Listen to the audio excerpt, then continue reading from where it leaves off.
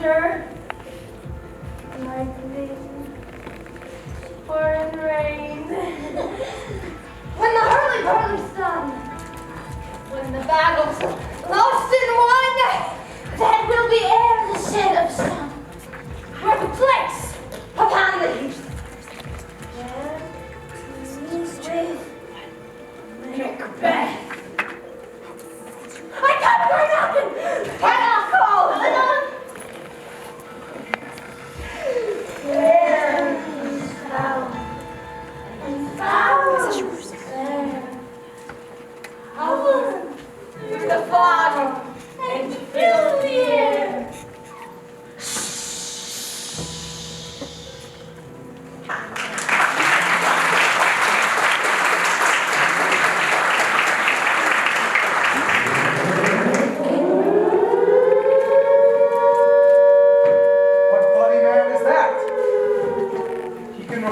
As seemeth by his flight of the revolt of the new estate. This is the sergeant who, like a good and hardy soldier, fought against my captivity. Hail, great friend. Say to the king the knowledge of the broil as thou didst leave it. Doubtful it stood as two spent swimmers that do cling together and choke their art.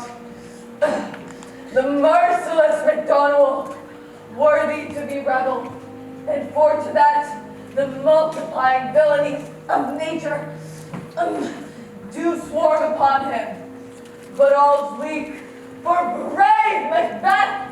Well, he deserves that name, disdaining fortune with his brandished steel, which smote with bloody execution.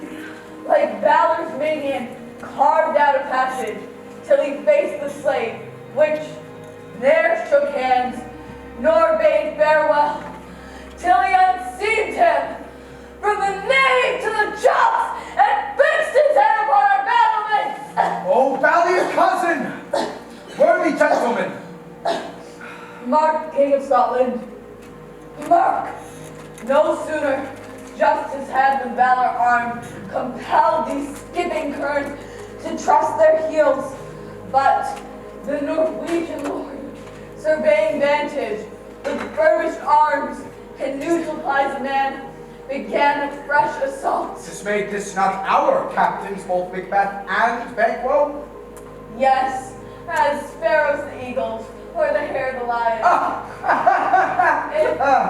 If I say sooth, they were as cannons, overcharged with double cracks, and so they doubly redoubled strokes against the foe.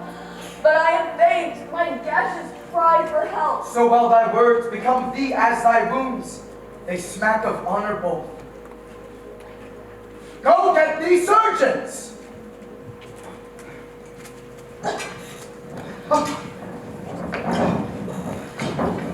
God save the king! Whence camest thou, worthy day? From Fife, my king, where Norwegian banners cloud the sky and fan our people cold. Norway himself, terrible numbers, assisted by that most disloyal traitor, the Thane of Codman, began a dismal conflict until brave Macbeth fought with self-comparisons. Point against point, rebellious arm against arm, curbing his lavish spirit. And to conclude, victory fell on us. Great happiness! No more that Thane of Cawdor shall deceive our bosom interest. Go pronounce his present death, and with his former title, Greek Macbeth. I'll see it done. What he hath lost, noble Macbeth has won.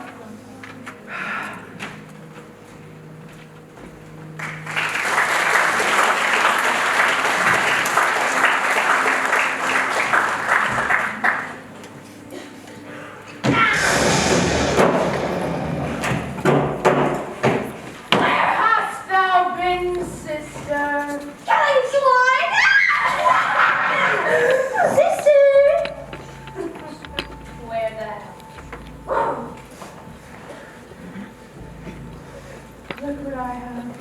Show me!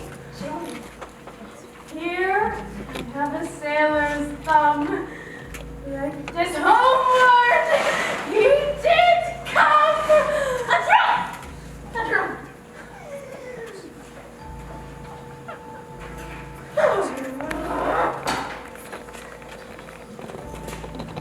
Macbeth, stop, come!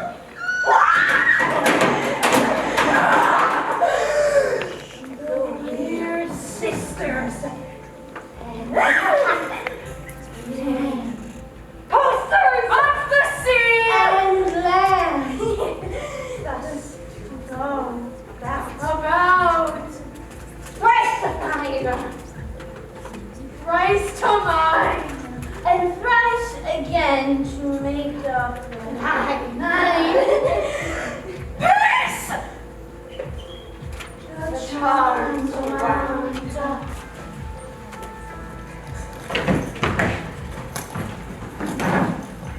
So foul and fair a day I have not seen. All hail!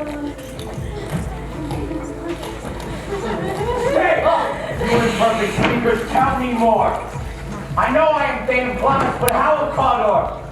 Thane of Cawdor lives a bride, no more than to be Cawdor. Say from whence you owe this strange intelligence. Speak, I charge you!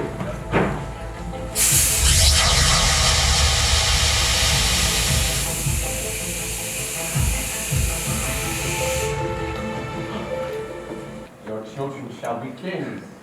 You shall be king. And Thane of Cawdor, too, was it not so? To the self-same tune and words. Who's here? The king hath happily received, Macbeth, the news of thy success. And when he reads thy personal venture in the rebels' fight, oh, his wonders and praises, to contend which should be thine or his. We are sent to give thee our royal master's thanks, only to herald thee into his sight, not pay thee. And, for an earnest of a greater honor, he bade me, from him, call thee Thane of Cawdor. In which addition, hail, most worthy Thane, for it is you. What? Can the devil speak true? The Thane of Cawdor lives. Why do you dress me in borrowed robes? Who was the Thane lives yet, but under heavy judgment bears a life which he deserves to lose. Whether he's combined with those of Norway, or did line the rebel with his help advantage, or that was both. He labored in his country's wrath, I know not, but treason's capital, confessed, and proved, have overthrown him. Thanks for your pains. Promise in Cawdor the greatest is behind. Do you not hope your children shall be kings, and those that gave the Thane of Cawdor to be promised no less to them? That trusted home might yet enkindle you unto the throne. Besides the Thane of Cawdor, but 'tis strange. And oftentimes, to win us to our harms, the instruments of darkness tell us truths. Win us with honest trifles, to betray us into deepest consequence. Cousins, a word, I pray you. Thank you both. Supernatural soliciting cannot be ill, cannot be good. To be ill, why hath he given me an earnest of success, commencing in the truth? I am Thane of Cawdor. If good, why do I yield to that suggestion, whose horrid image doth unfix my hair and make my seated heart knock against my ribs, against the use of nature? Present fears are less than horrible imaginings. My thought, whose murder yet is but fantastical shapes so my single state of man that function is smothered in surmise, and nothing is but what is not. Look how our partner's wrapped. Why, a chance will have me king. Chance may crown me without my skirt. New honors come upon him. Like our strange garments, cleave not to their mold, but with the aid of use. And what come then? Time and hour run through roughest day. Worthy Macbeth, we stay upon your leisure. Give me your favor, my dull brain was wrought with things forgotten. Kind brethren, every day your pains are registered where I turn the least to read them. Come, let us toward the king. Think upon what chance, and given time and the infant having waited, let us speak our free hearts each to other. Very gladly. Till then enough. Come, friends!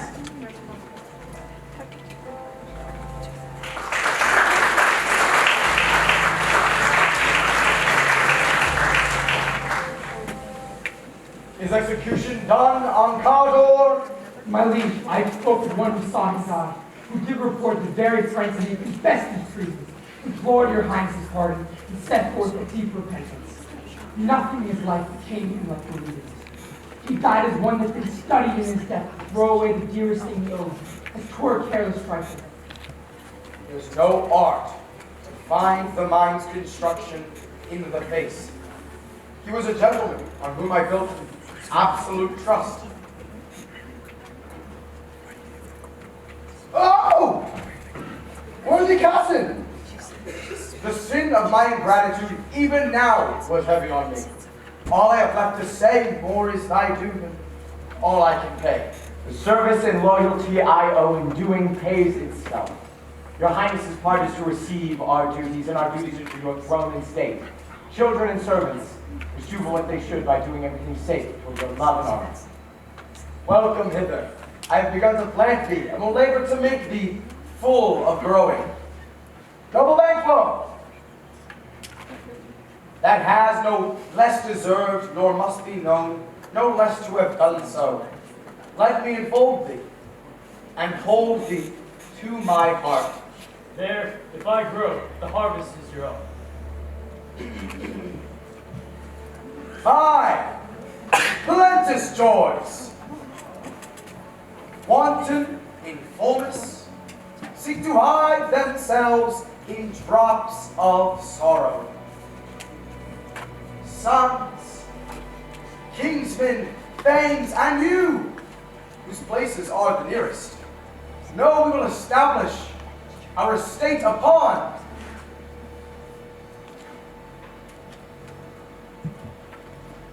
our eldest, Malcolm, who we will name hereafter the Prince of Cumberland, which honor must not in company invest him only, but signs of nobleness, like stars, shall shine on all deservers from hence to Inverness, and bind us further to you. I shall myself be the harbinger and make joyful the hearing of my wife at your approach. So humbly take my leave. My worthy Cawdor, The Prince of Cumberland! That is a step which I must fall down or else o'erleap, for in my way it lies. Stars, hide your fires. Let not light see my black and deep desires. The eye look at the hand, yet let that be that which the eye fears when it is done to see. noble Banquo, he is full so valiant, and in his commendations I am fed. It is a banquet to me. Let's after him, whose care is gone before to bid us welcome. It is a peerless kinsman.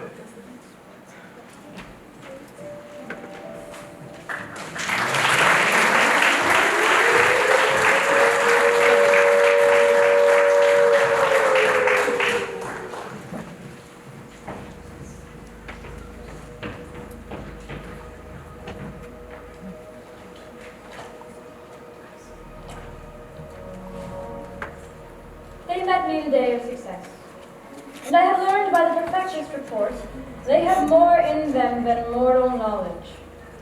When I burned a desire to question them further, they made themselves air, into which they vanished.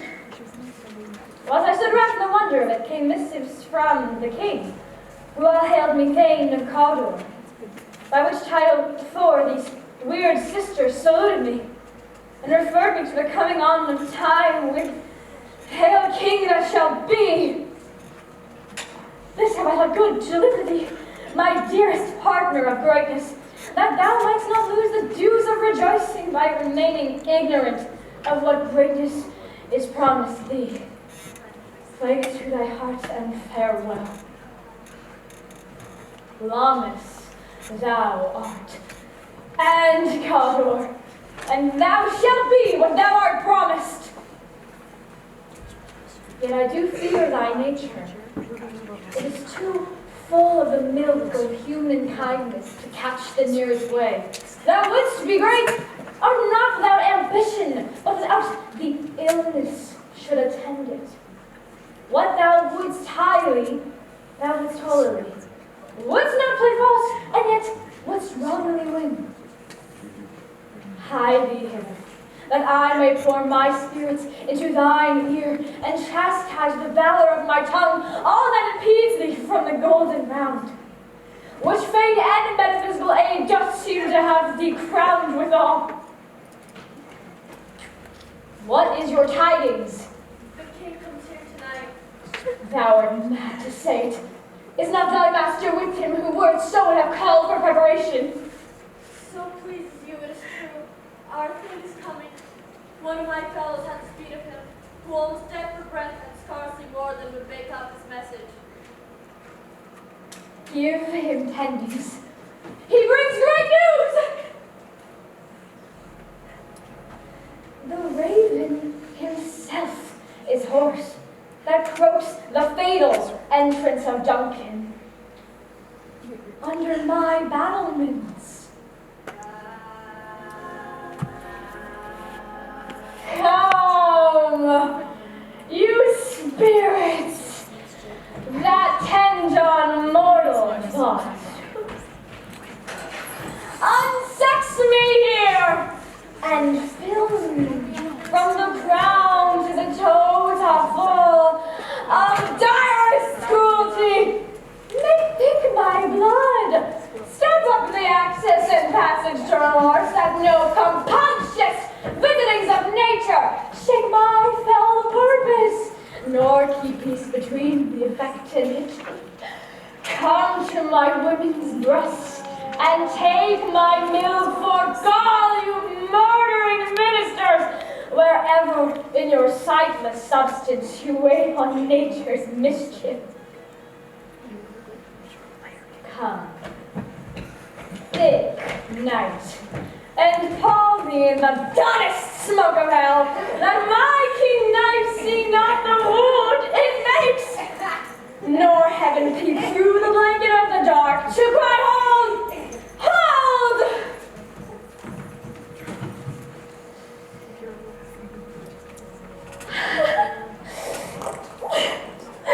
Great Globus, worthy Cawdor, greater than both by the all-hail hereafter, thy letters have transported me beyond this ignorant present, and I feel now the future is but as a book where men may read strange matters. To beguile the time, look like the time. Bear welcome in your eye, your hand, your tongue. Look like the innocent flower, but be the serpent under it. He that's coming must be provided for, and you shall put this night's great business into my dispatch. Conquer hath a pleasant seat. The air safely and gently recommends itself unto our gentle senses. This guest of summer, the temple-haunting Margaret, does approve by his loved mansion that the heaven's breath smells wooingly here. See our honored hostess. All our services in every point twice done, and then done double. We are poor and single business to contend against those honors deep and broad, wherewith your majesty loads our house. Where's the Thane of Cawdor? We coerce him at the heels and at a purpose would be his purveyor. But he rides well, and his glove as sharp as his spur hath hauled him to his home before us. Fair, noble hostess, we are your guests tonight. Conduct me to mine host.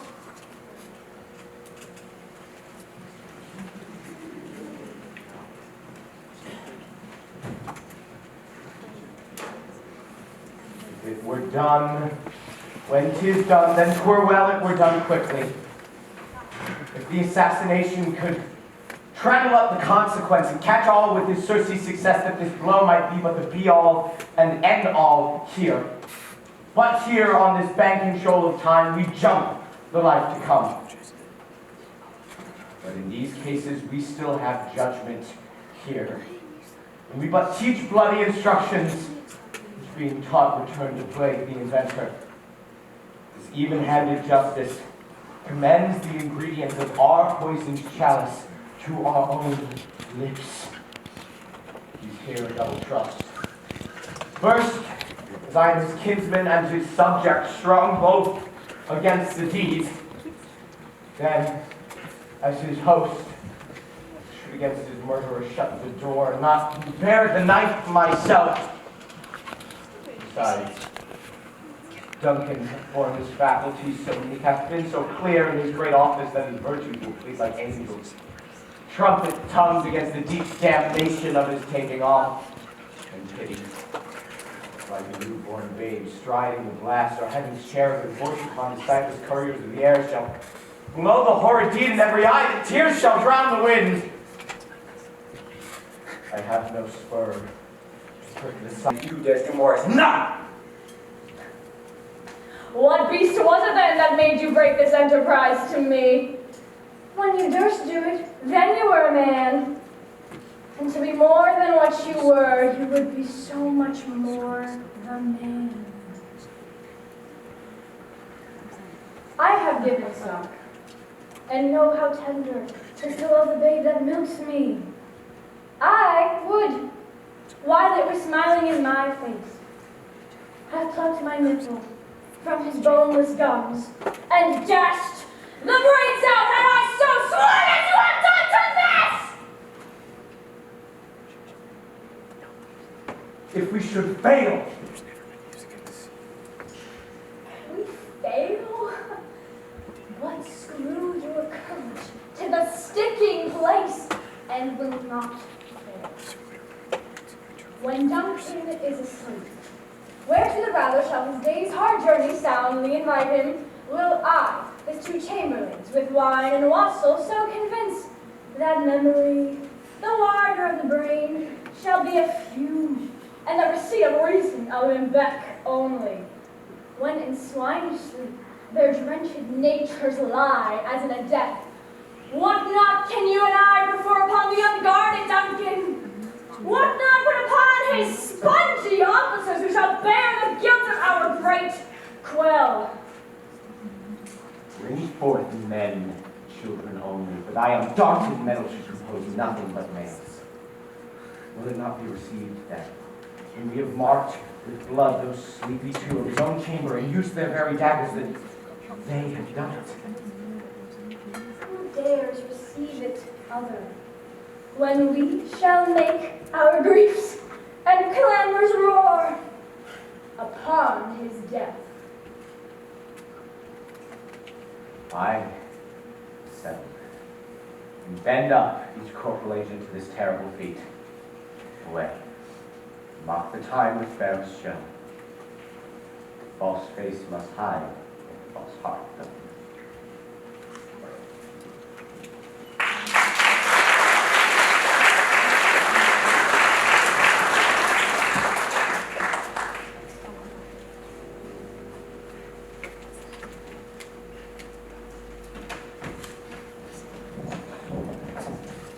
How goes the night, boy? The moon is down. I have not heard the clock. And she goes down at 12. I think it is later, sir. Hold, take my spear. There's husbandry in heaven. Their candles are all out. A heavy summons lies like lead upon me, and yet I would not sleep. Merciful powers, restrain in me the cursed thoughts that nature gives way to in repose. Give me my spear. Who's there? A friend! What, sir? Not yet at rest. The king's abed. He hath been in unusual pleasure, and sent forth great largesse to your offices. Being unprepared, our will became servant to defect. Just should free me brought. All's well. I dreamt last night of the three weird sisters. To you they have showed some truth. I think not of them. Yet, when we can entreat an hour to serve, we would spend it in some words upon that business if you would grant the time. And your kindest leisure. You shall plead to my consent when 'tis shall make great honor for you. So I lose none in seeking to augment it, but still keep my bosom franchised and my allegiance clear. I shall be counseled. You repose the while. Thanks. The leg to you.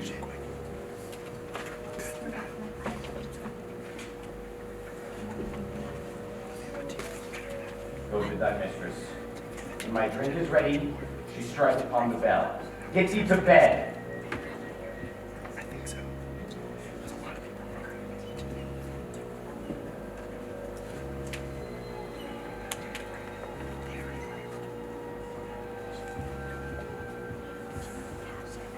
Is this a dagger I see before me?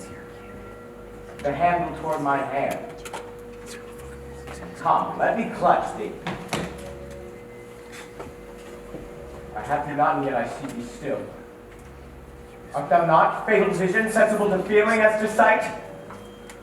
Or art thou but a dagger of the mind, a false creation proceeding from a heated pressed brain? I see thee still.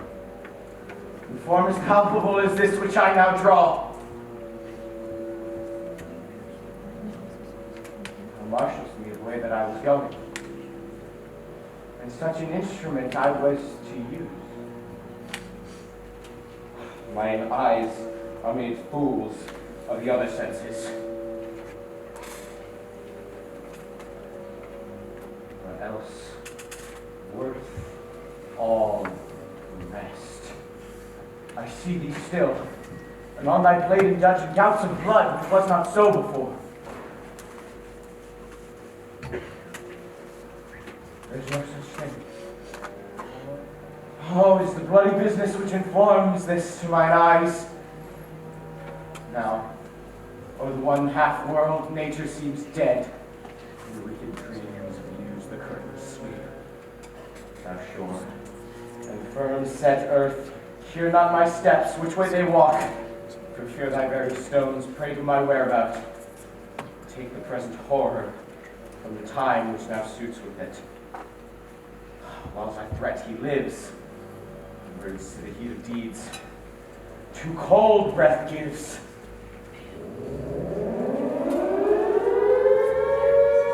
I go, and it is done.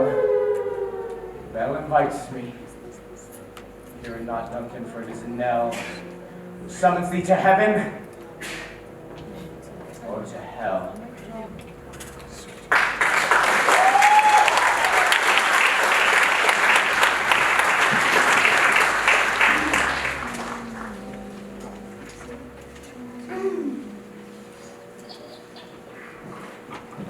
That which hath made them drunk hath made me bold. What hath quenched them hath given me fire. Hark! Peace! 'Twas the owl that shrieked. The fatal bellman gives the sternest good night. He is about it. The doors are open, and the surfeited grooms do mock their charge with snores.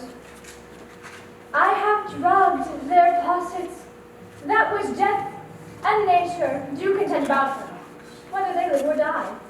Hark! Who's there? What? Ho! Alas! I am afraid I have awaked that 'tis not done. The attempt and not the deed confounds us. Hark! I laid the daggers ready. He could not risen. Had he not resembled my father as he slept, I'd done it. My husband. I've done the deed. Didst thou not hear a noise? I heard the owl shriek and the crickets cry. Do not speak. When? Now. As I descended. This is a sorry sight. A foolish thought to say a sorry sight. There's one did laugh in his sleep, and the other cried murder, that they did both wake each other. I stood and heard them, but they did say their prayers. One cried, God bless us, and amen, the other, as they had seen me with these hangman's hands.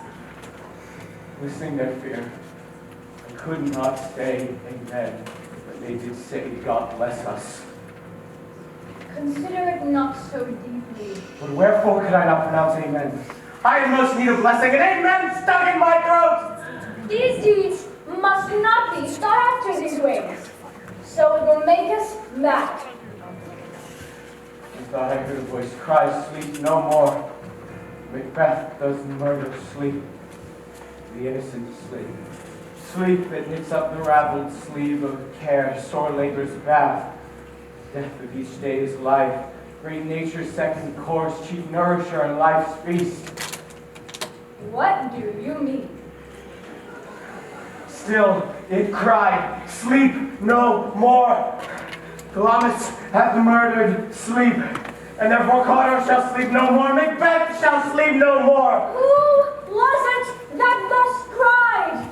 My worthy lord, you do unbend your noble strength to think so brain-sickly of things. Go get some water and wash this filthy witness from your hand. Why have you brought these daggers from the place? They must lie there. Go carry them and smear the face of the brute with blood. I'll go no more. I am afraid to think what I have done to look on it again, I dare not. In third of purpose, give me the daggers. The sleeping and the dead are but as pictures. 'Tis the eye of childhood that fears the painted devil. If he do bleed, I'll heal the faces of the grooms without, for it must seem your guilt. What's this I'm knocking? Oh, how is it with me when every noise appalls me? What hands are these? They pluck out mine eyes. What? All great Neptune's oceans there wash this blood clean from my hand. No, these my hands were rather the multitudinous seas incarnating, making the green one red. My hands are of your color, but I shame to wear a heart so white. I hear knocking at the south entry. Retire we to our chamber. A little water clears us of this deed. How is it then your constancy has left you unattended? Hark! More knocking. Put on your nightgown, lest occasion call us and show us to be watchers. Looking not thus so poorly in your thoughts. To know my deeds were best not know myself. Awake, Duncan, with thy knocking. I would thou couldst.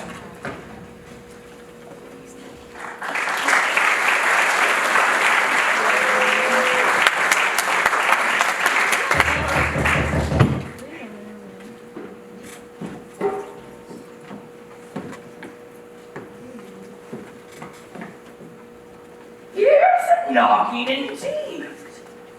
If a man were porter of Hellgate, he should hold turning the key. Knock! Knock! Knock!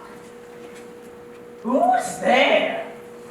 In the name of Beelzebub, here's a farmer that hangs himself on the expectation of plenty.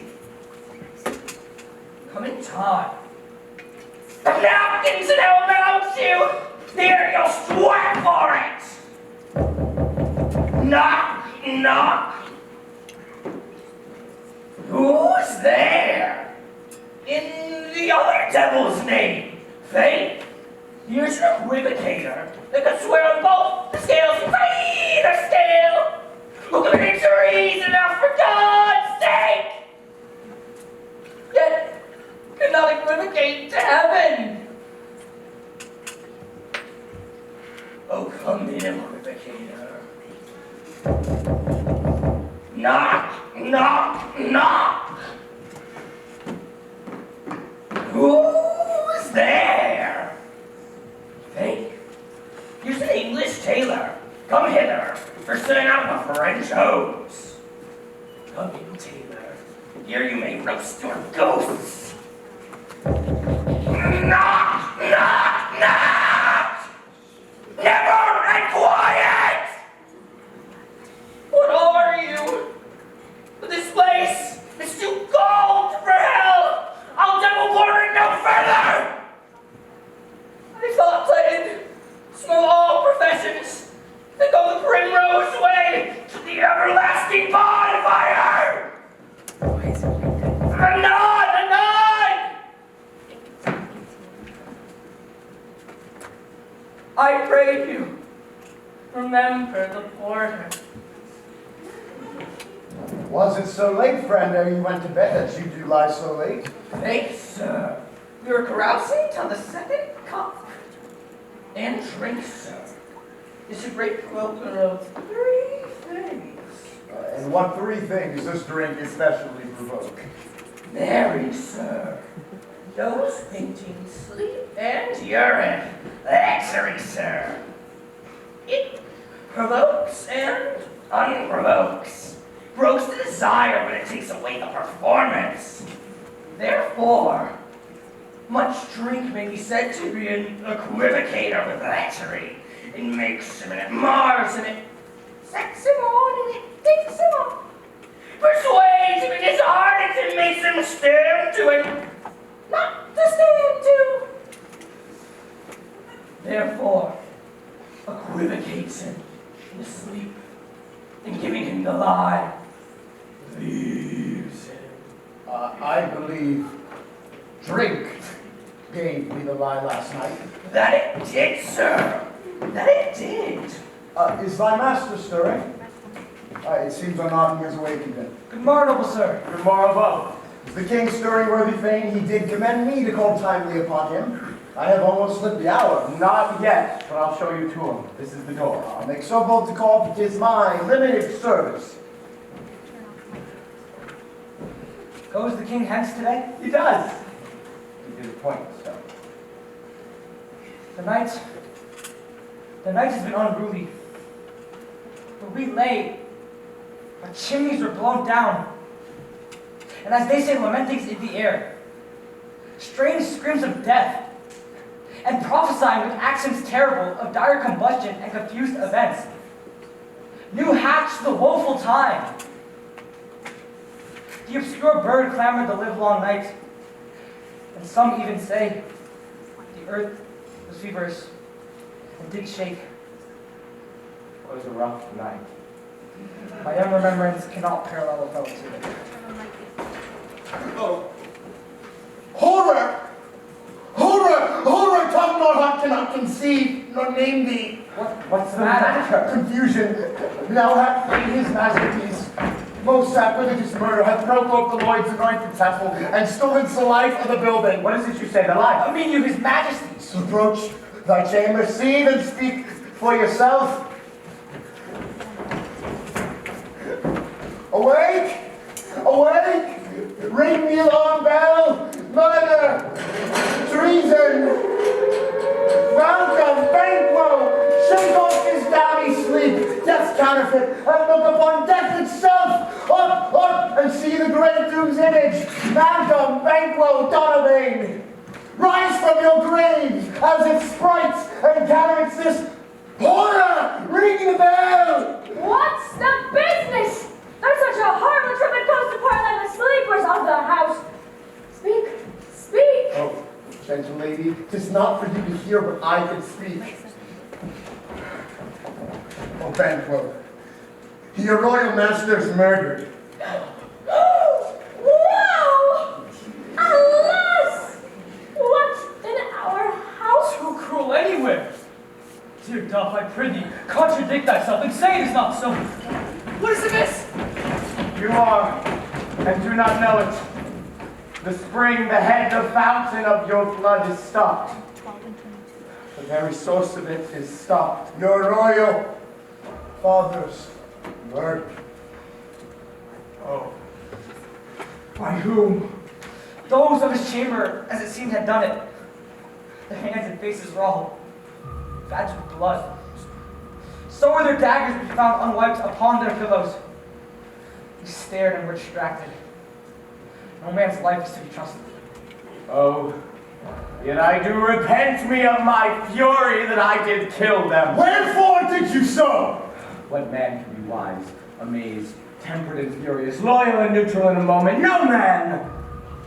Violent expedition of my love, outrun the pause of reason. There lays Duncan, his silver skin laced with his golden blood, and his gashed stabs look like breaches in nature for ruin's wasteful entrance. There, the murderers, steeped in the colors of their trade, their daggers unmanly breached with gore. Who could refrain? And a heart to love and courage to make his love known. Help me, Hans! Look to the lady. Oh. And we hold our tongues that most may claim this argument for hours. What should be spoken here, where our fate, hidden in our hole, may rush and seize us? Let's away. Our tears are nightly brewed, through our strong sorrow upon the foot of motion. Look to the lady. And when we have our naked frailties hid, that suffer an exposure, let us meet again and question this most bloody piece of work to know it further. Fears and scruples shake us. In the great hand of God I stand, and thence against the undivulged pretense I fight of treasonous malice. So do I! So do all! Let us briefly put on manly readiness and meet in the hall together. Well content. Well contented. What will you do? Let's not consort with them to show an unfelt sorrow's office, which the false man does easy. I don't say England. To Ireland our separate fortune shuffles this day, you see. Where we are, there's daggers and men smiles. The nearer blood. The nearer blood. His murderous shaft that shot hath not yet lighted, in our safest ways to avoid the aim. Therefore away, and let us not be daintily taking.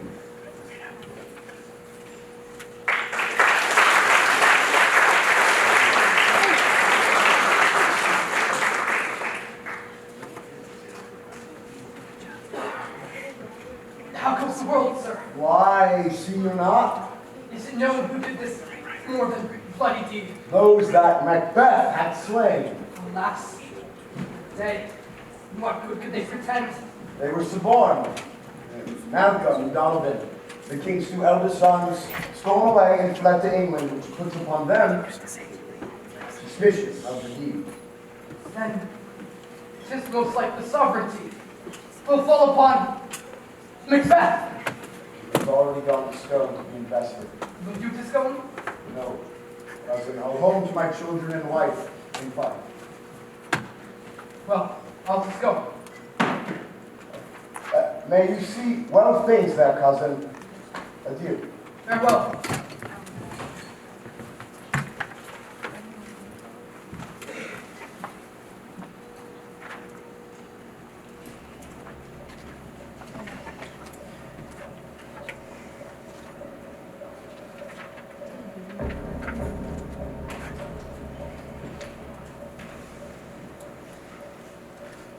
Thou hast it now.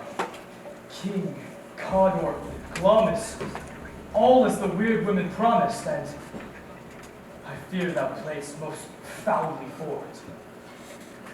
Yet it was said it should not stand in thy posterity, but that myself should be the root and father of many kings. If there come truth from them, as upon thee, Macbeth, their speeches shine, why, by the verities on thee made good, may they not be my oracles as well, and set me up in hope? But hush, no more.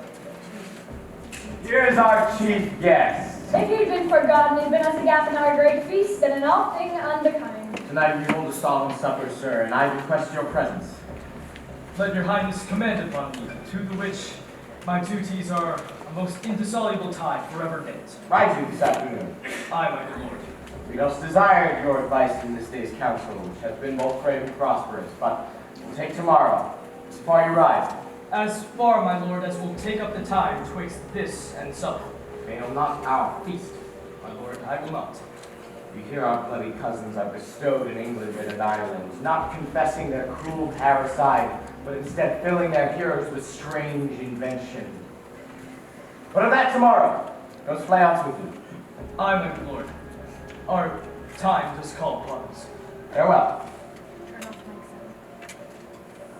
Let every man be master of his time till 7 at night. To make society this sweeter welcome, we will keep ourselves till supper time alone.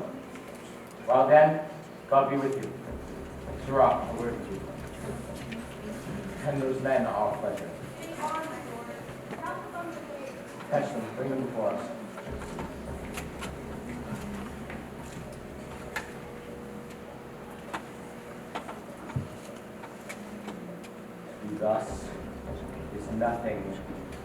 be safety. Thus, our fears in Banquo stick deep. And in him reigns that royalty of nature which would be feared. 'Tis much he dares, and he hath the wisdom that doth guide his valor to act in safety. There is none but he whose being I do fear.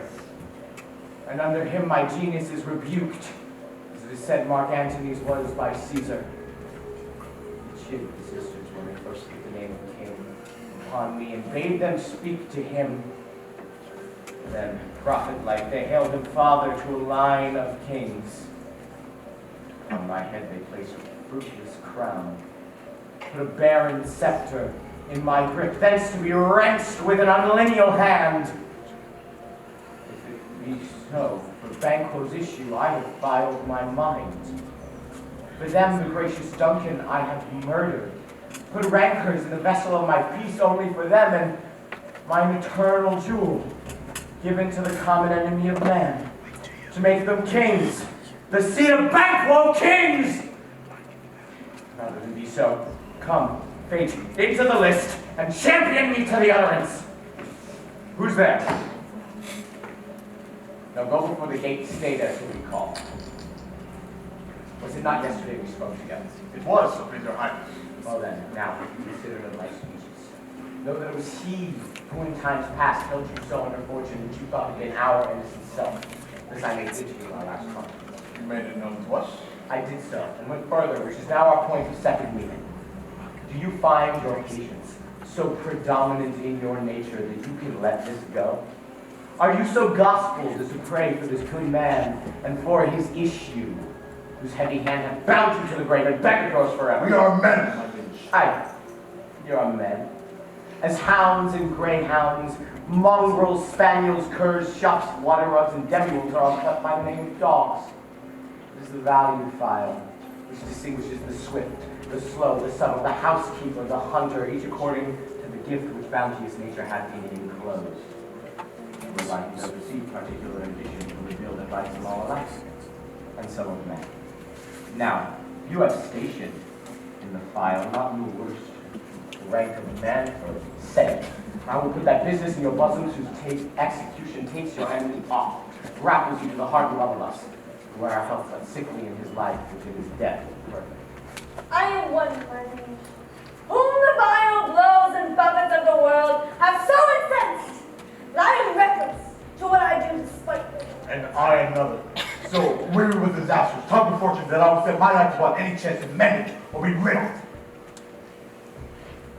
Both of you know Banquo is your enemy. True, my lord. So is he mine, and in such bloody distance that every minute of his being thrusts against my nearest of life. And though I could, with bare-faced power, sweep him from my sight and bid my will about it, yet I must not. For certain friends that are both mine and his but wail his fall, who I myself struck down. Hence it is to your assistance that I do make love, masking the business from the common eye for sundry weighty reasons. We shall, my lord, for which you command us. So our lives. Your spirits shine through you. It must be done tonight. To leave no rubs nor botches in the work, his son, Fleance, that keeps me company, whose absence is no less material to me than his father's, must embrace the fate of that dark hour as well. We are resolved, my lord. I'll call upon you straight. Abide with him. It is concluded. Banquo, thy soul's flight, if it find heaven, must find out tonight.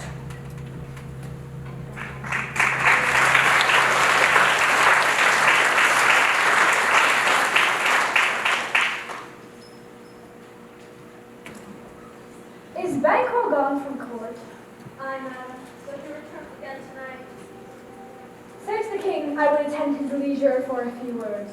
Madam, I will. How now, my lord? Why do you keep alone of sorriest fancies your companions making, using those thoughts which indeed should have died? They live on. Things without all remedy should be without regard. What's done is done. We have scorched this snake, not killed it. She'll close and remain herself, whilst our poor malice remains in danger of her former tooth. Better be with the dead, whom we to gain our peace of centerpiece than to lie on that torture of the mind in restless ecstasy. Duncan is in his grave. After life's fitful fever, he sleeps well. Treason has done his worst. Nor steel nor poison, malice domestic, foreign lady, nothing can touch him further. Come on, gentle my lord. Sleek o'er your rugged looks and be bright and jovial among your guests tonight. So shall I, love, and so I pray be too. Let your remembrance apply to Banquo. Present him and come. Sealing night, scarf up the tender eye of pitiful day, and with thy bloody and invisible hand cancel and tear to pieces that great bond which keeps me pale. Night thickens. The crow makes wing to the rooky wood. The good things of day begin to droop and drowse, whilst night's black agents to their frays do rouse. Thou markest at my words, but hold thee still. Things bad begun make strong themselves by ill. So pretty. Go.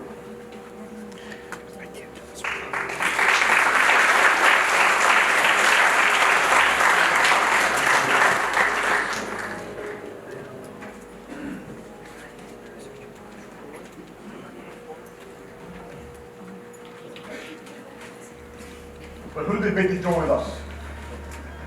Macbeth.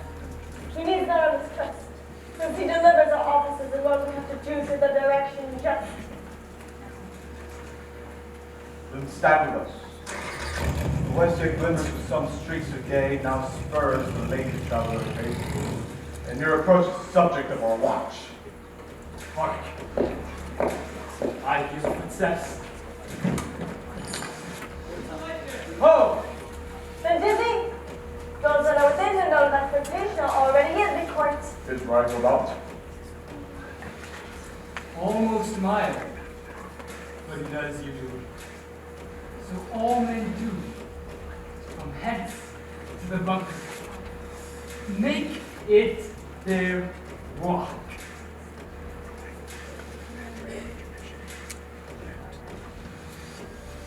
A light, a light! He and to it. It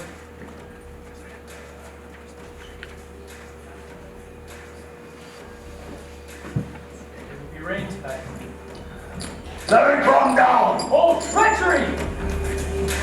Fly, clouds! Fly! Fly! Fly!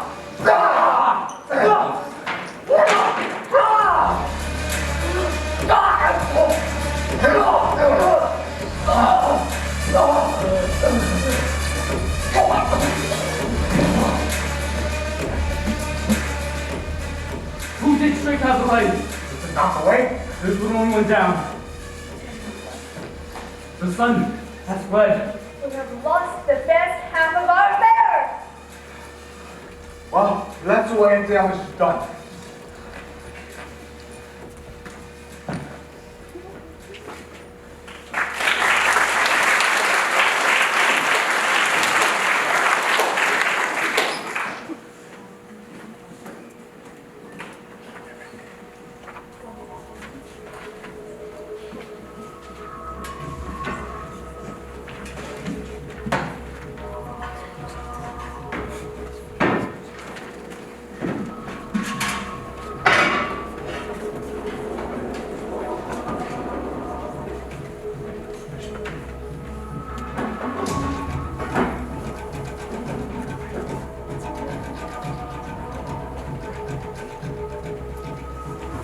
all know your own degrees. Sit down. And first and last, the hearty welcome. Thanks to your majesty. Ourself will mingle with society and play the humble host. Our hostess keeps her state, but in time we will require her welcome. Pronounce it for me, sir, to all our friends. For my heart speaks, they are welcome. See, they encounter thee with their heart's thanks. Both sides are even here, I'll sit in the midst. Be large in mirth. Anon we'll drink and measure the table round. You 3-inch fools, there's blood on my face. And who's there? It's better be without the food within, is he dispatched? My lord, his note is cut. That's our difference. Thou art the best of the cutthroats. It is good that 'tis a light for flails, if thou didst sit thou art an umbrail.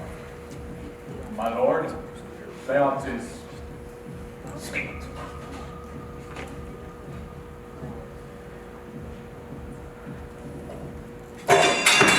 Then comes my fit again. I had always been perfect, but now I am cabin, cribbed, confined, bound to saucy doubts and fears. For Banquo's sake. I remember living in a ditchy barn with 20 treasured gashes in the head. The least of death in nature. Thanks for that. Where the worm serpent lies. The worm that's fled, and thinks that in time will venom breathe. No teeth in the present. It be gone. My royal lord, you do not give cheer. Sweet remembrance, sir. Now, good digestion wait on appetite, and health on hope. Mate, please sit, your highness. We have here our country's honorable booth, with the gracious person of our banquo present, whom I may rather challenge for unkindness than pity for mischance. His absence, sir, lays blame upon your promise. Please, your highness, you grace us with your royal company. The table's full. Here is a place reserved, sir. Where? Here, my good lord. What is it that moves your highness? Which of you have done this? What, my good lord? Never shake thy gory locks at me. Thou canst not say I did it. Good people, rise. His highness is not well. Sit! Worthy friends, my lord is Optimus and have been from his youth. Pray you, keep seat. The fit is momentary. Upon a thought, he will be well again. Are you a man? I am all the devil come down to the Paul the devil. Proper stuff! This is the very painting of your fear. This is the air-drawn dagger which you said led you to Duncan. Oh, these flaws and stops. Why do you make such faces? When all is done, you look but on a stool. Look, lo, behold, see there, what say you? Oh, why would care I if thou canst not speak to? Carnal houses in our graves must send those we bury back. Our monuments shall be the moss of kites. What? Quite unmanned in folly? If I stand here, I saw him. Fie for shame! The time has been. The brains were out. A man would die and there would be an end. And now we rise from their graves with 20 mortal murders on their crowns and ride, push us from our stools. This is more strange than such a murder is. My royal lord, your noble friends do lack you.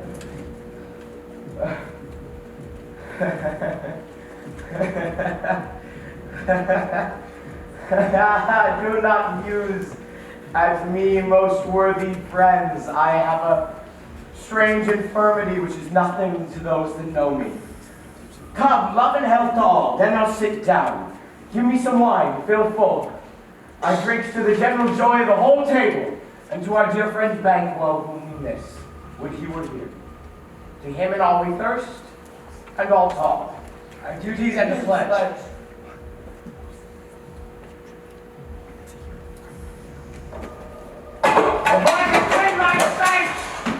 Hide thee. Thy bones are marrowless, thy blood is cold. Thou hast no speculation in those eyes thou must glare with. Think of this, worthy friends, as a thing of custom. 'Tis no other, only it spoils the pleasures of time. Hence, horrible shadow, under no mockery, hence! Why so, being gone, I am a man again. Pray you sit still. You have displaced the mirth, broken the good meeting with most admired disorder. Such things be. You overcome us like a summer's cloud without our special wonder. You make me strange to the disposition that I know. But now I think you can behold such sights and keep the natural ruby of your cheeks while mine are blanched with fear. What sights, my lord? I pray you, speak not. He grows worsen. Question enrages him. At once, good night. Stand not upon the order of your going, but go at once. Good night. Everyone, attend your majesty. A kind good night to all. have blood. They say blood will have blood. Where's the knight? Almost at odds with morning. Which is which? How sayest thou that Richter denies his presence at our great bidding? Did you send for him, sir? I will send. I hear it by the way, but there's not one of them in this house, but I keep searching. I will tomorrow to the weird sisters. For now I am bent to know by the worst means the worst. For mine own good all causes shall give way. I am in blood, stepped so far that, should I wait no more, returning were as tedious as go o'er. Strange things I have in head, that will to hand, which must be acted ere they may be stand. You lack season of all nature. Sleep. Come, go to sleep. My strange and self-abuse is the initiate fear that wants hard use. We are yet but young, indeed.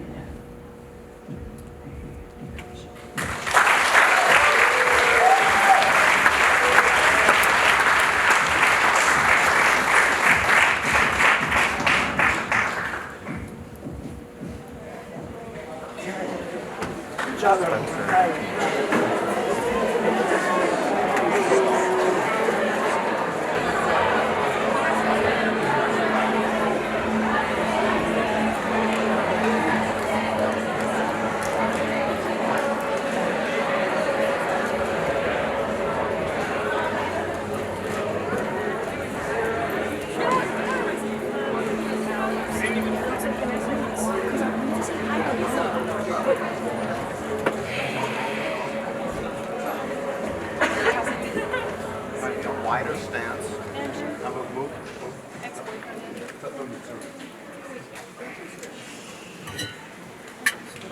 That's not responding, is it? Just go on that. Respond.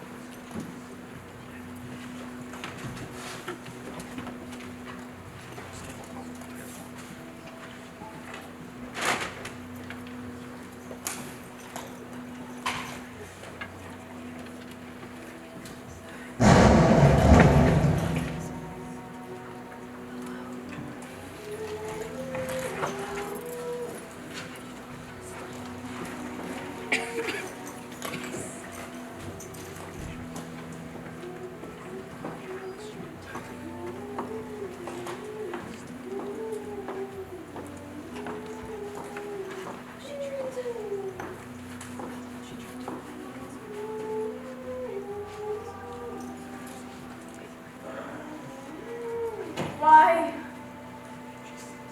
How now, Beckett? You look angrily. I'm not recent belted as you are! Sauce and old ball! How? To trade traffic. In riddles and affairs of death.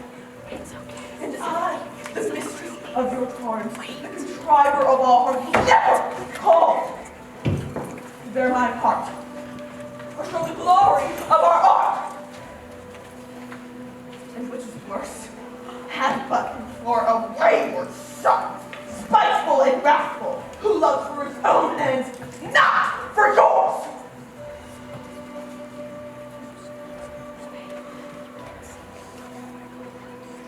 Make amends now.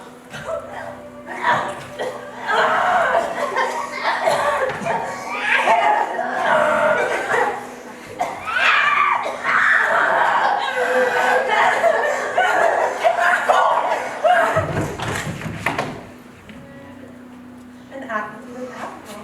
Meet me in the morning. Thither he will come to know his own destiny.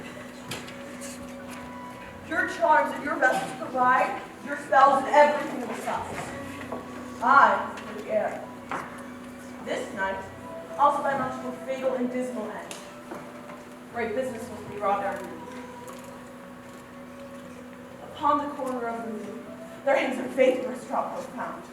I shall catch it, ere it comes to the ground. And distilled by magic's swings, shall raise such artificial spikes, as the strength of their illusion shall draw him on to his confusion. He will spurn fate, scorn death, and raise his hopes above wisdom, grace, and fear. And you all know, ambition is mortal's chiefest enemy.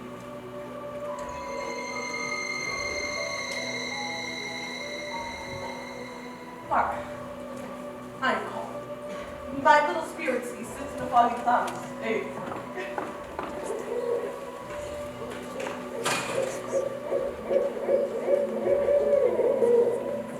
Come, let's see the case.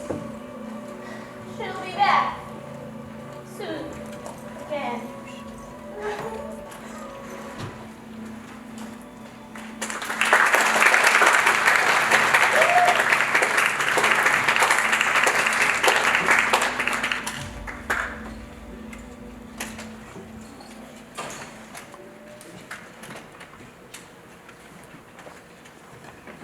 So that I say, things have been strangely warm.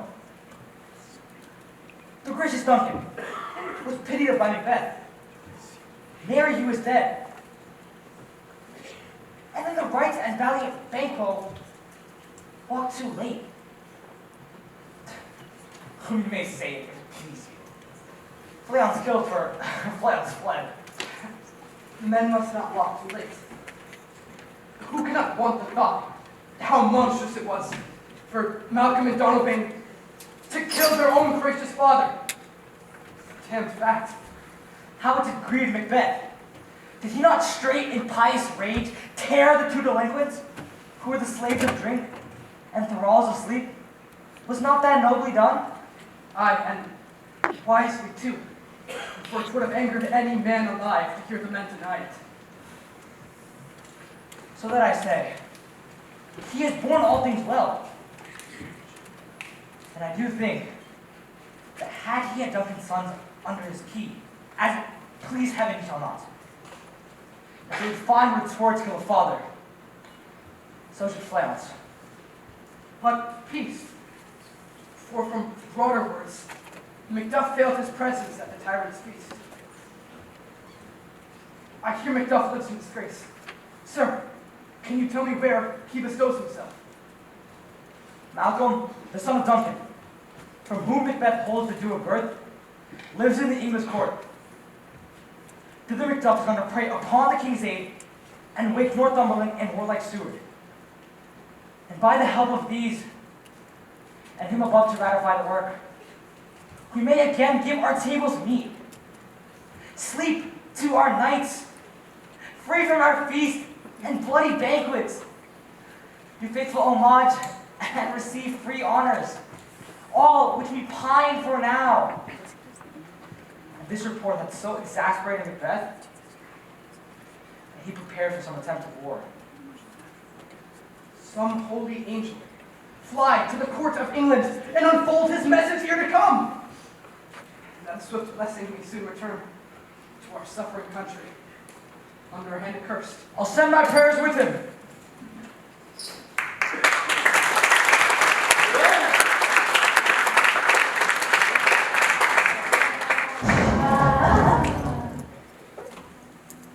Thrice! The winded cat hath mewed. Thrice! And once the heads of pig wine. How the air cries! 'Tis time! 'Tis time!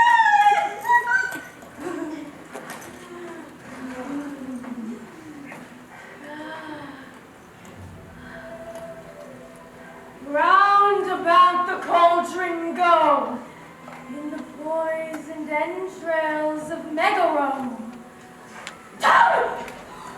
But under cold, stormy days and nights, as 31 sweltered venoms sleep in God.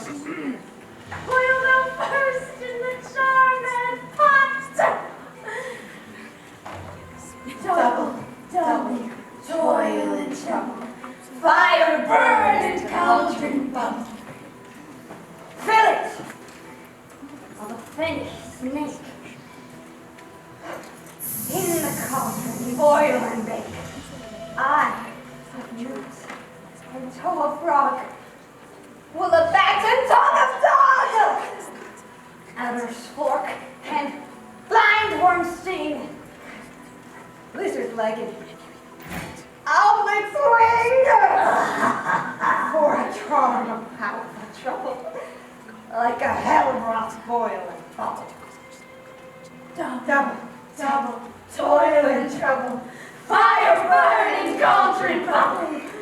Scale of dragon, tooth of wolf, witch's mummy man, of the raven shall see sharp, roar of henna deep the dark, finger of earth strangled babe, ditch to the virgin, and there too a tiger's jaws, for the ingredient of our cauldron. Double, toil and trouble, fire burn and cauldron bubble. Cool it with a baboon's blood. Then the charm is firm and good. Oh. Well done.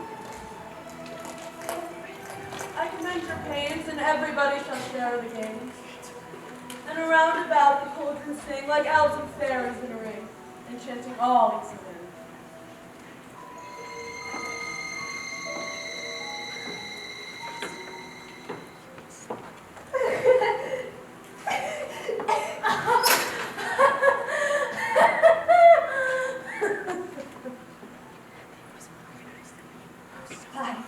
King of my thumbs. Something wicked! This way comes.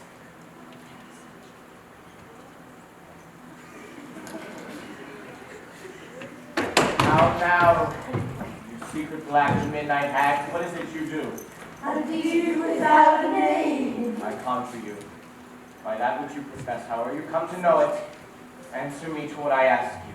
Speak! The man will answer, saying, if thee had his brother, hear it from our mouths, but from our masters. Call him, let me see. For the south blood that hath eaten her 9 pharaoh, grease that swept in from a murderer's gibbet. Throw it away! Come, high or low, thyself in office deathly show! Tell me, thou unknown power, He knows thy thought. Hear his speech. But say thou not. Macbeth. Beware thyself. Beware the fate of fight. Dismiss me. Enough. whatever thou art for thy good caution, thanks. Thou hast harped my fear aright. But one word more. He will not be commanded. There's another, more potent than the first. Macbeth. Had I 3 ears, I'd hear thee. Be bloody, bold, and resolute. Laugh to scorn the power of man, for none of woman born shall harm Macbeth. Then live. Macduff, what need I fear of thee? But yet I'll make a shore and double shore and take a bond with fate. Thou shalt not live. But I may tell pale-hearted fear of lies and sleep in spite of thunder. What is this? arises like the issue of a king and wears upon his baby brow the round and top of sovereignty. Listen, speak not to it. Macbeth shall never vanquished, be unto great Birnamord, to high Dunsinane Hill, shall come against him. That will never be. Who can impress the forest, bid the tree unfix his earthbound root? And my heart throbs to know one thing. Tell me if your art can show so much. Will Banquo's issue ever come to reign in this kingdom? Seek to know no more. I will be satisfied! Deny me this and an eternal curse fall on you. Let me know! Show! Show! Show his eyes and grieve his heart. Come like shadows, so depart. Thou art true like the spirit of Banquo. Down! Thy crown does sear mine eyeballs. And I have no other gold-bound brows like the first. The third is like the former. Filthy hags, why you show me this? A fourth, starred eyes, one with a line stretched out to the crack of doom. Another yet. A seventh. Oh, I'll see no more. And yet the eighth appears, which shows me the glass in which I see many more, and some I see twofold balls and treble scepters carry. Now I think his truth. The blood-bolted Banquo smiles upon me, pointing them for his. What? Is this so? Aye, sir. All this is so. But why stands Macbeth thus amazedly? Come, sisters, cheer up his sprites, and show the best of our delights. I'll charm the air to give a sound while you perform your antic round. Let this great king and kindly say, our duties did his welcome pay.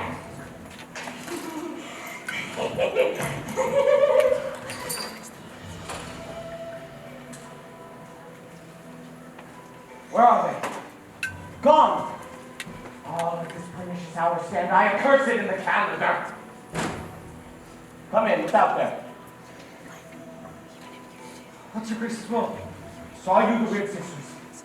No, my lord. Came they not by you? No, indeed, my lord.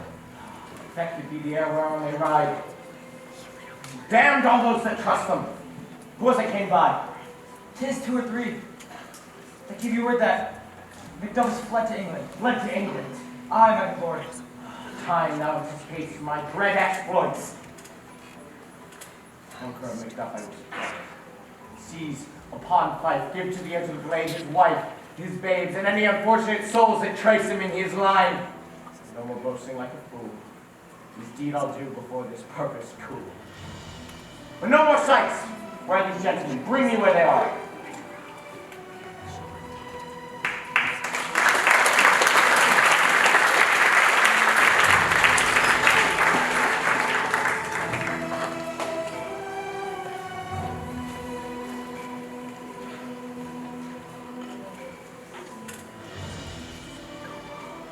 What have you done to make fly land? You must have patience, madam. He had none! His flight was madness! Our actions do not, our fears do make us traitors! You know not if it was his wisdom or his fear. Wisdom! To leave his wife? To leave his babes? His mansion and his titles and a place from whence himself doth fly? He loves us not. He wants the natural. Our land, most punitive, of birds will fight, her young ones in her nest against the owl. All is the fear and nothing is the love. As good as the wisdom of this flight so runs against all reason. My dearest cuz, I pray you school yourself. But for your husband, he is wise, noble, judicious, and best knows fits the season. I dare not speak much further. But now are the times when we are traitors and do not know ourselves. When we hold rumor to what we fear, yet know not what we fear. Float upon a wild and violent sea. way enough.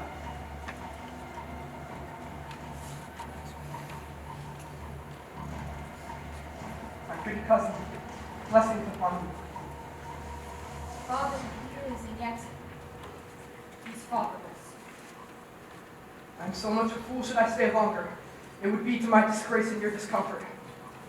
I take my leave at once. Sirrah, your father's dead. And what will you do now? How will you live? As birds do, mother. What, with worms and flies?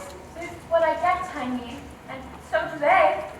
Poor bird, thou'st never fear the neck nor line. It will not end. Why should I, mother? Poor birds are not set forth. My father is not dead for all your saying. Yes, he is dead. How will thou do, poor father? Nay, how would you do for a husband? Why, I can buy me 20 at any market. Then you'll buy and sell again. Thou speaks with all thy wisdom, and yet the faith of wisdom not Was my father a traitor, mother? Aye, that he was.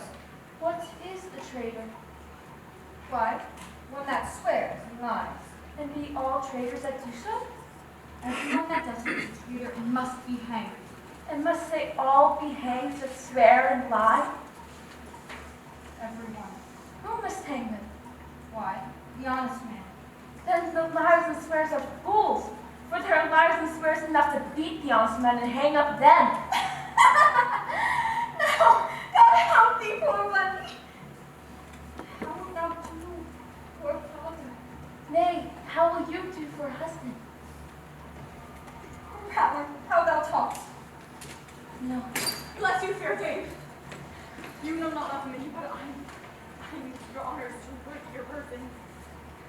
I doubt some dangers approaching your age. If you will take a homely woman's advice, be not found here, hence with your little ones. To write you thus, methinks I am too savage. To do worse to you would be felt cruelty, which is too nigh your person. Heaven preserve you. I dare abide no longer. Whither should I fly? I have done no harm. But I remember now, that in this earthly world, where to do harm is often laudable, to do good sometime, count a dangerous folly. Why then, alas, do I put that womanly defense to say I've done no harm? What are these faces? Where's your husband? I can't. Someone sanctified for such as thou mayst find him. Ah! He's a traitor! Thou mindst the shag-haired villain! What do anything? I'll cry and trickery! He has killed me, mother! I say you!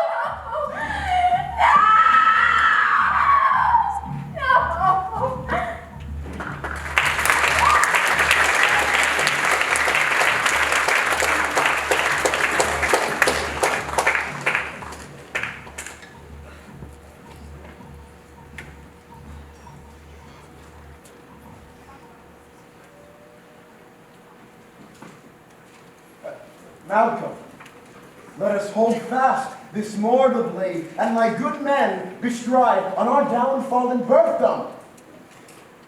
Each morn, new widows howl, new orphans cry, new sorrows strike heaven on the face, that a resounds of Scotland fell out and yelled with it. This tyrant, whose soul made blisters our tongues, once thought honest. You have loved him well. He has not touched you yet. I am young. Perhaps you may deserve of him through me, in wisdom to offer up a poor, weak, innocent lamb to appease an angry God. I am not treacherous. But Macbeth is! Even a good and virtuous nature may recoil in an imperial charge. But I shall crave your pardon. That which you are, my thoughts cannot, I suppose. I have lost my hopes. Perchance even there where I did find my doubts, why in that rawness left to a wife and child? Those precious motives, those strong knots of love without any taking. But I pray you, Let not my jealousy be your dishonors, but mine own sake. You may be rightly just, whatever I shall think. Bleed, poor country! Great tyranny, lay thou basest shore, for goodness dare not check thee. Wear thou thy wrongs. The title is a fear. Fare thee well, Lord, I will not be the villain thou thinkst, for the whole space that's in that tyrant's grasp. Be not offended. I speak not of absolute fear of you. I think our country sinks beneath yoke. It weeps, it bleeds, each new day it gashes at her wounds. I think withal there will be hands uplifted in my right. And here have I offered goodly thousands from gracious England. But when I shall tread upon the tyrant's head, or wear it on my sword, yet my country will have more vices than before, more supper, more sundry waste than ever, by him that shall succeed. What should he be?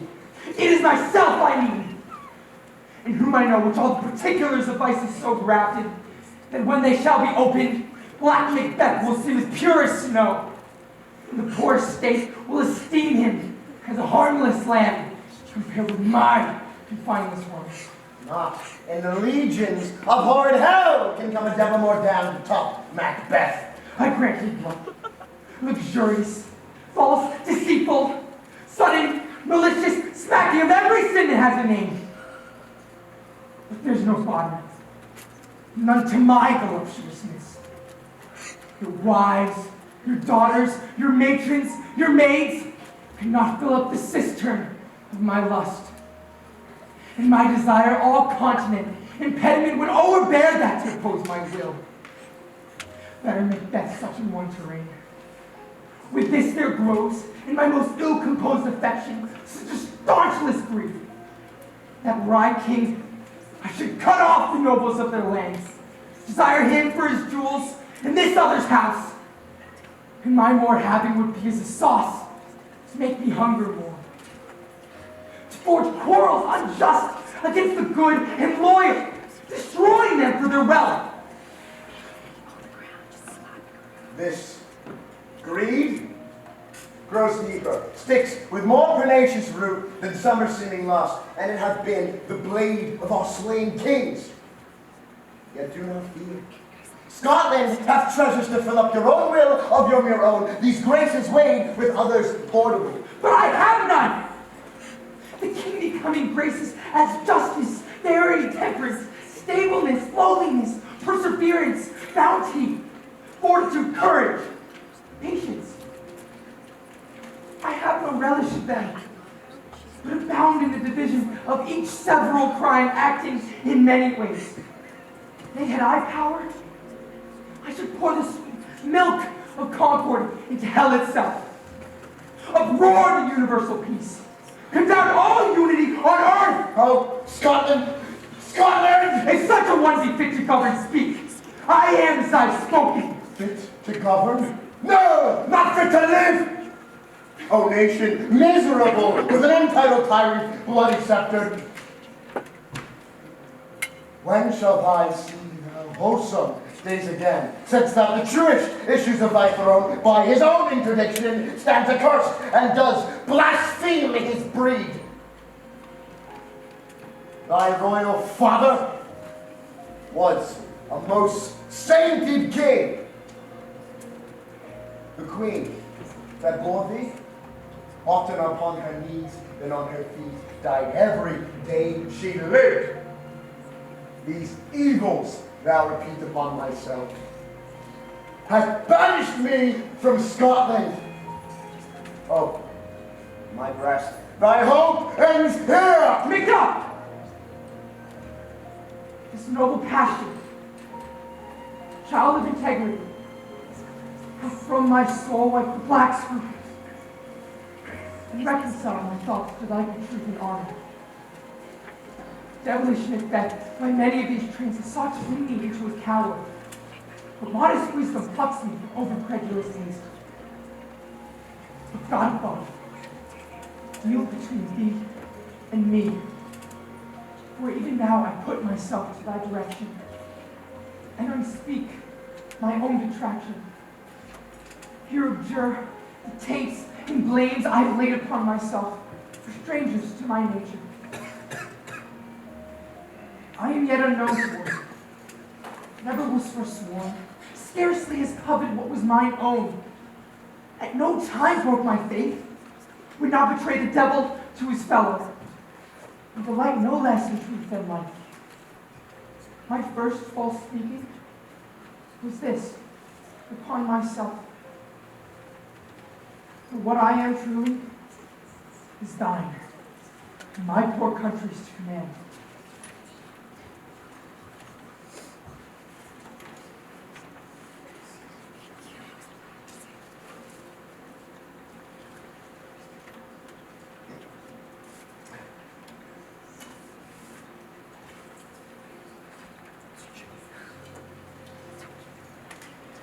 Whither indeed? Before thy here approached, old Seward and 10,000 warlike men were already at a point setting forth. Now we'll together, and by the chance of goodness, be like our warranted quarrel. Why are you silent? There's such welcome and unwelcome things at once. 'Tis hard to reconcile. See who goes there? My countrymen, but yet I know no. And I must be from thence. My wife, killed too. I accept. Be comforted.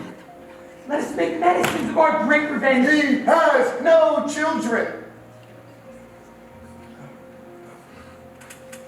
All my pretty ones.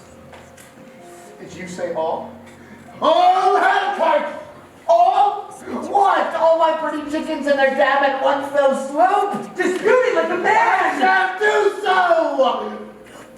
But I must also feel it as a man. I cannot help but to remember such things that were most precious to me.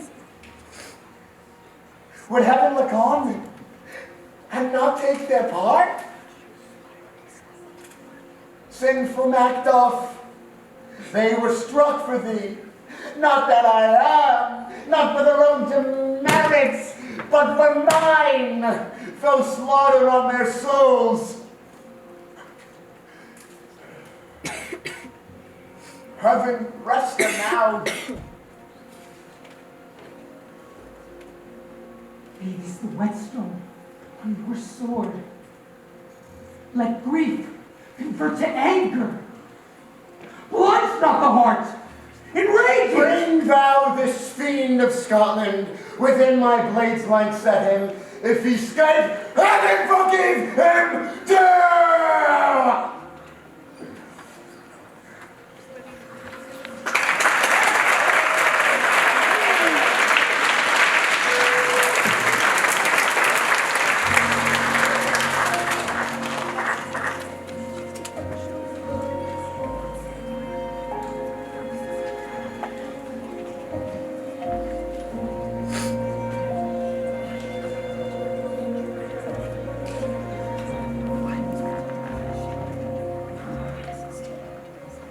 I have 2 nights walking and received no truth in your report. When was it she last walked? Since His Majesty went to the field, I have seen her rise from her bed, throw her nightgown upon her, unlock her closet, take forth paper, read it, write upon it, fold it, afterwards seal it, and again return to bed. Yet all this while in a most fast sleep. A great perturbation in nature to receive at once the benefits of sleep and to the effects of watching. In this motherly agitation, besides her walking and other actual performances, what at any time have you heard her say? That which I will not report after her. You may to me, and 'tis most that you should. Neither to you nor to anyone, having no witness to confirm my speech. Lo you, here she comes. This is her very guise, and upon my life, fast asleep. Observe her, stand close. How came she by that light? Why it stood by her. She has light by her continually. 'Tis her command. You see, her eyes are open. Aye, but their sense is shut.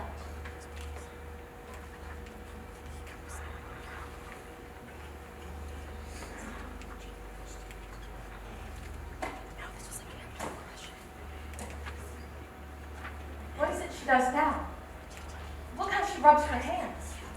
It is an accustomed action with her to see thus washing her hands. I have known her to continue this in a quarter of an hour. Yet, here's a spirit. Hark! She speaks. Out, damned spot. Out, I say. One, two. By then it's time.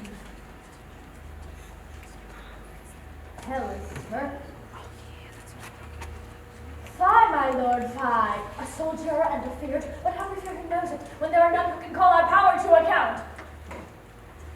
Yet who would have thought the old man to have so much blood in him? Do you mark that?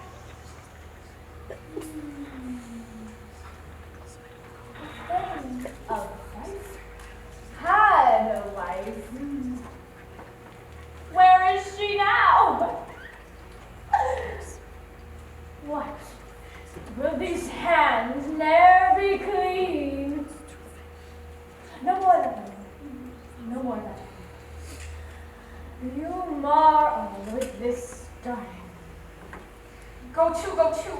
You have known what you should not. She spoke what she should have not. I'm sure of that. Heaven knows what she has known. Here is the smell of blood distilled. What will these hands ne'er be clean?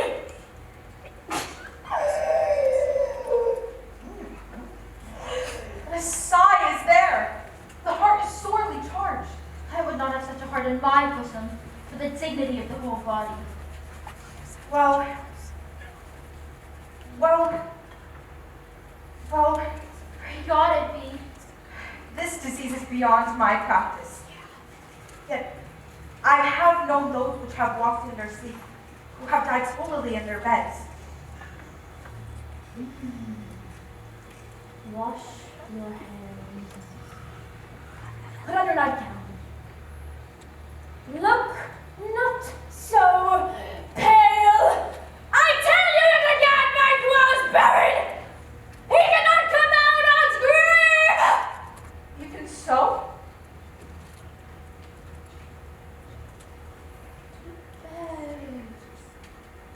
To bed. There's knocking at the gate.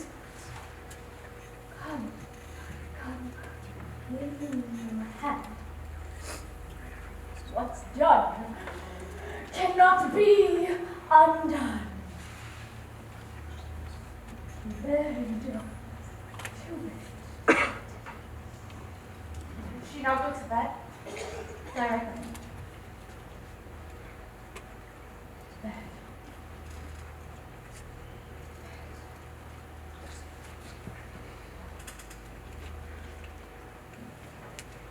Foul whisperings are abroad.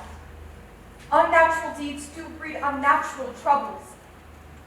Infected minds through their deaf pillows will discharge their secrets. More needs she the divine than the physician. God forgive us all. Look after her. Remove her from the means of all annoyance, and still keep eyes upon her. So good night. My mind she has made it and amazed my sight. I think, but dare not speak. Good night, good doctor.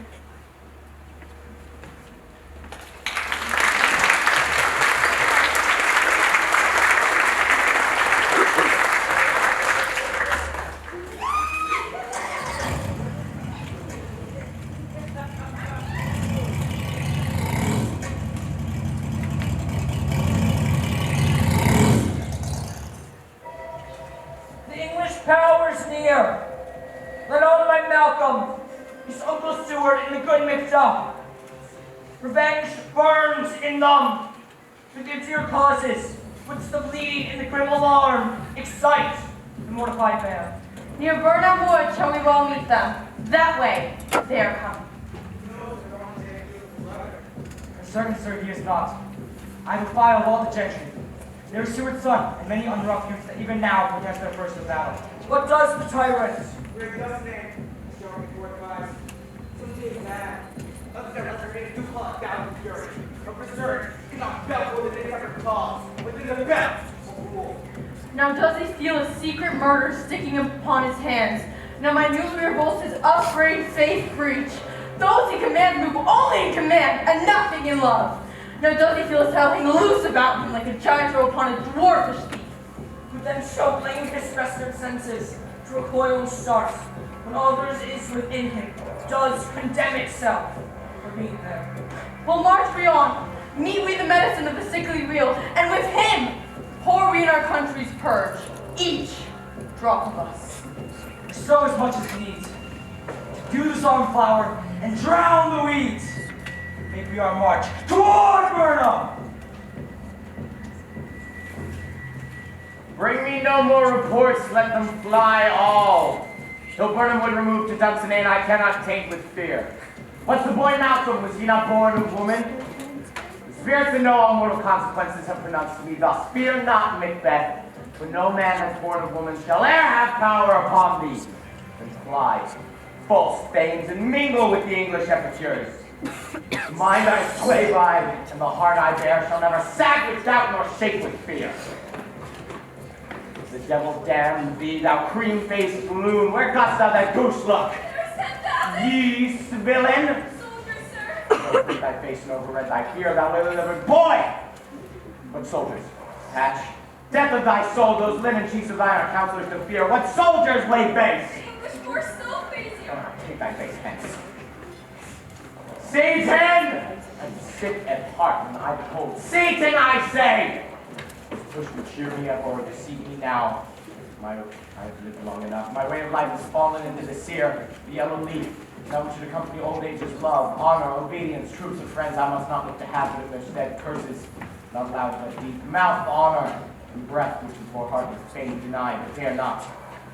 Satan! What's your gracious pleasure? What news more? All is confirmed, my lord. Which was reported. I'll fight till from my bones my flesh be hacked. Bring me mine armor. 'Tis not needed. I'll put it on. Stir the country round. Hang those that talk of fear. How does thy patient, doctor? Not so sick, my lord, as she is troubled with thick coming fancies that keep her from her rest. Cure her of that. Canst thou not minister to a mind diseased, raised from the memory a rooted sorrow, pluck from the brain a written trouble, and with some sweet oblivious antidote, cleanse the stuffed bosom of that perilous stuff which weighs upon the heart? Therein the patient must minister to herself. Throw physic to the dogs, on none of it! Seaton, send out. Come, bring me mine armor. Give me my staff. Doctor, the fanes fly from me. Villain, I have done thy mother. Come, sir, send out. Hearest thou of them? Aye, my good lord. Your royal preparation makes us hear something. Bring it after me. I'll be afraid of death in vain. Till Burnham would come to Dunsinane.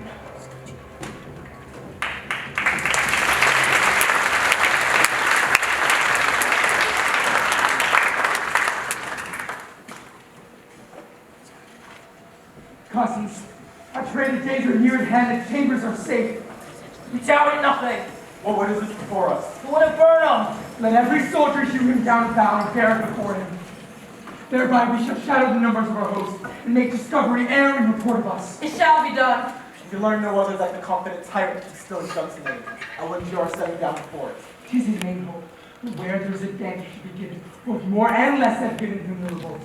And none serve with him, but constrained things whose hearts are absent to it. Let our just censures attend this true event as we put on industrious soldiership.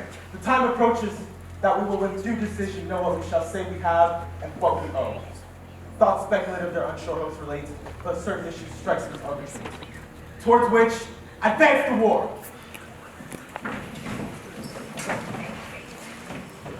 Hang out our banners on the outward walls, the cry is still they come. Our bunker's strength will laugh the siege to scorn. Here let them lie till famine and the axe do eat them up. Were they not forced with those that should be ours, who might have met them careful and beat them backward home? What is that cry? It is the cry of women, my good lord. I almost forgot to taste your fears. Time has been my senses would have cooled to hear a night shriek, and my hair with that dismal treatise rousing stir as life were in it. I have supped full with horrors, tiredness, familiar to my sluggish thoughts. Cannot one start me? Wherefore was that cry? The queen, my lord, is dead.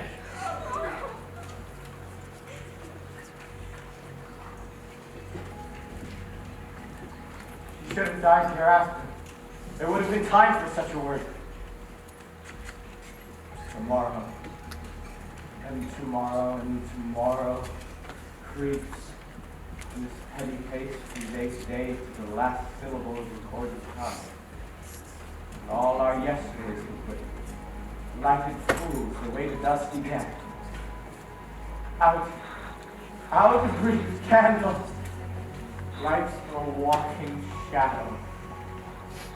Poor player, struck and frets his hour upon the stage and then is heard no more. It is a tale told by an idiot, full of sound and fury, signifying nothing. Oh, come use thy tongue, thy story quickly.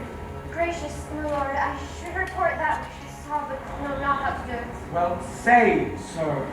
I said, instead of my watch upon the hill, I looked toward Burnham, and anon methought the wood began to move. Liar and slave! Let me endure your wrath if it be not so. From this 3 miles and you see it coming, I say, a moving grove. If thou speakest false upon the next tree, shalt thou hang alive till famine cling thee. Thy speech be sooth, I care not if thou dost for me as much. I pull the resolution and begin to doubt the equivocation of the fiends that lies like truth. Fear not till Burnham wood become to Dunsinane. And now the wood comes for Dunsinane. Arm! Arm and out! If this which she avouches does appear, there is no flying hence nor tarrying here. I give to you weary of the sun, in which the estate of the world were now undone. Ring the alarm bell! Blow wind, come rack! At least we'll die with harness on our back.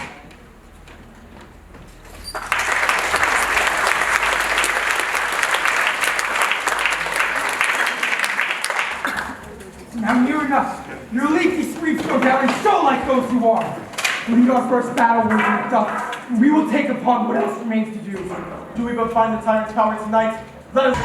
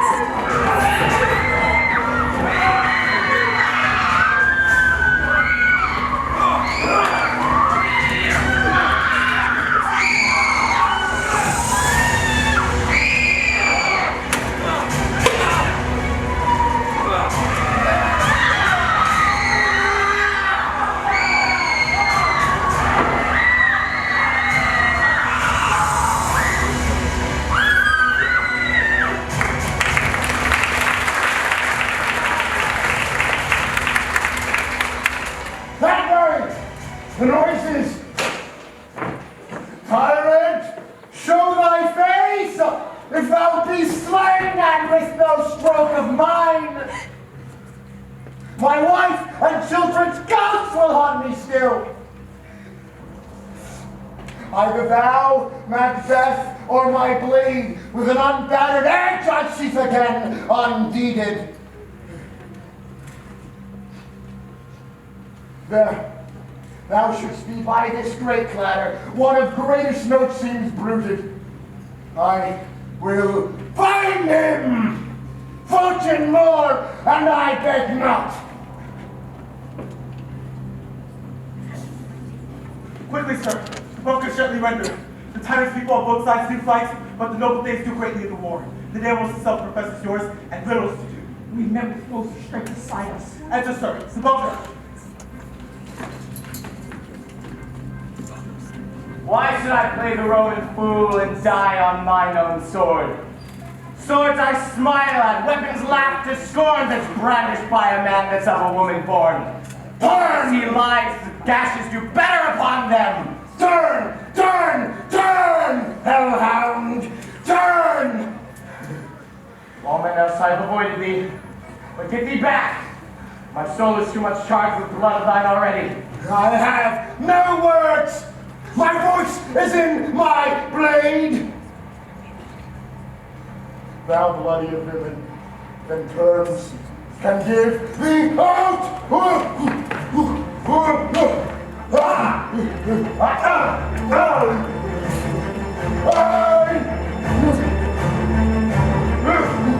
Let thy blade fall on vulnerable crests, but I oath this stamp smacks of sloth, and I bear a charming life, which must not yield to one of woman born. Despair thy charm, and let the angel of whom thou still hast served tell thee Macbeth was from his mother's womb untimely wrecked. Cursed be the tongue that tells me so, for to tell my better part of man. I'll not fight with thee. Then yield, coward, yield! I will not yield! He kissed the ground before young Malcolm's feet be baited with the rabble's curse. So thou being foes of no woman born, and Burnham would become to Dunsinane, yet I'll try the last. Lay on Macduff, and damn to be him that first cries hold. In now!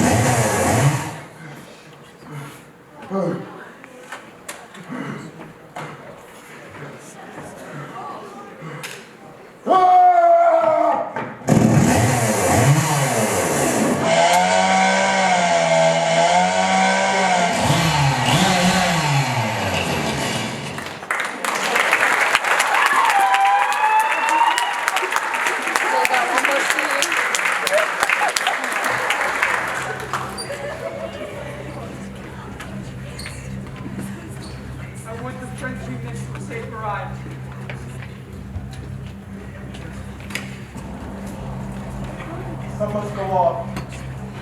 Yet by these I see, so great a thing as this is cheaply bought. Macbeth is missing. And you know his son. Your son has paid a soldier's debt. He only lived until he was a man. But no sooner had his prowess confirmed, but in the unshrinking station where he fought, like a man he died. Dead? I, on front. Your cause of sorrow must not be measured by its grief. For then, perhaps, no happiness. Had you served before? I, on the front. Well then, God soldier be he. Had I as many sons as I have hairs, I could not wish them a fairer death. So, his knell is gold. He's worth more sorrow. Battle spent worth no more. They say he parted well and paid his score. So, God be with him. Here comes the recovery.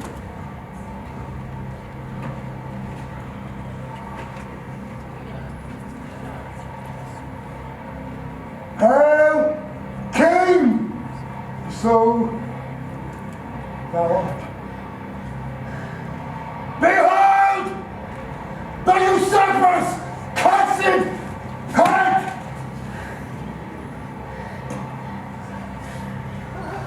Hail, King of Scotland! Hail, King of Scotland! Hail, King of Scotland!